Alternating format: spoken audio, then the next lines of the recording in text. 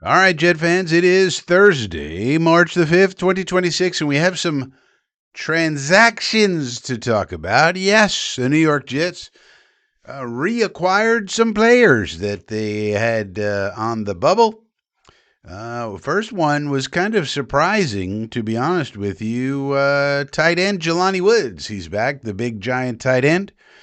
And the interesting thing about Jelani Woods, the Jets had Jelani Woods and Stone Smart that they didn't really use that much last year.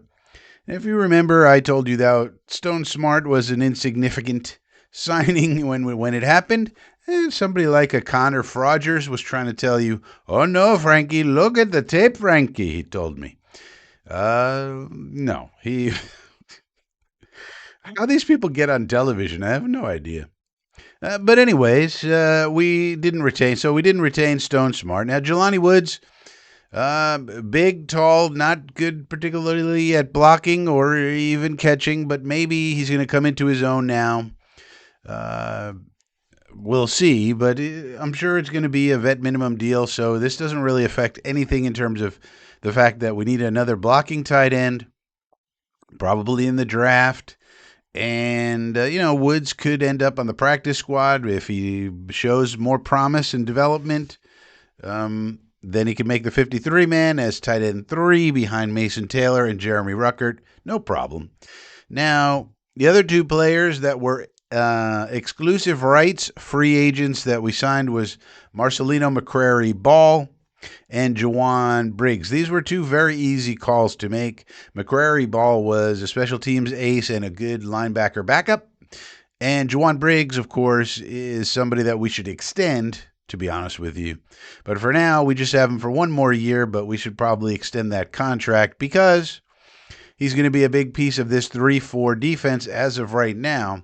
He's penciled in as a starter next to Tivandre Sweat and Mr. Harrison Phillips, one of our better defenders last year. We didn't have too many of those. So those were easy calls to make. Now, we still have some RFA, some restricted free agents that I expect we will sign all of them. I don't see any real reason to let any of these people go. Let's take a look now at the roster so we know who these people might be. Here it is right here. You can see that we have this man named Irvin Charles. He could come back. He's another special teams ace, wide receiver. Didn't play much. He didn't play at all last year. He's an RFA. We have John Mechie. He certainly is coming back. The RFA, I think it's going to be about $5 million, 3, 4, $5 million, depends. But these are relatively cheap contracts. Mechie almost certainly coming back. Xavier Newman, I would also anticipate coming back. He's a backup offensive lineman for that rate. I say you sign him up. Charles, you could say, well, it depends on his medicals. Maybe that knee didn't heal up too great, but only the Jets will know that. And then you have somebody like Cam Jones. Cam Jones is a guy we picked up on waivers last year. To come in and play on the Dukes of Hazzard defense here, and mostly a special teamer though, and a backup linebacker. You could see him come or go. Depends how they feel about people like Kobe King and so forth and so on. Kiko Mauigoa will be kicked back into a backup role once we draft Arvell Reese. Well, let's hope and pray. But that's where we are. So we now have 59 players on the roster, plus 12 draft picks equals 71. So you can do the math. There's going to be 5, 6, 7, or 8, free agents that we sign, and then the rest will be made up for UDFAs for training camp, and the roster will be set. Obviously, as we sit here, we need a lot of backups. We need a starting guard. We need to figure out the quarterback, the number one thing, of course.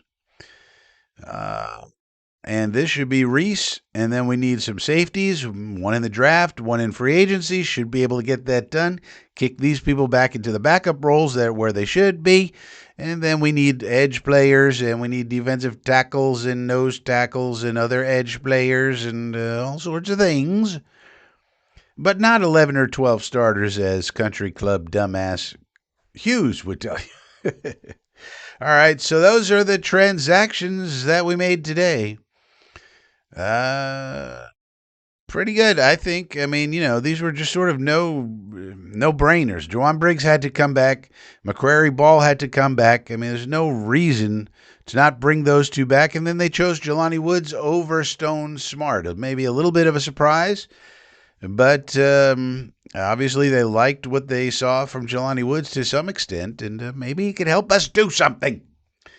All right, so that's it as far as the transactions go today. Let me know what you think about all this in the whatchamacallit, the comments.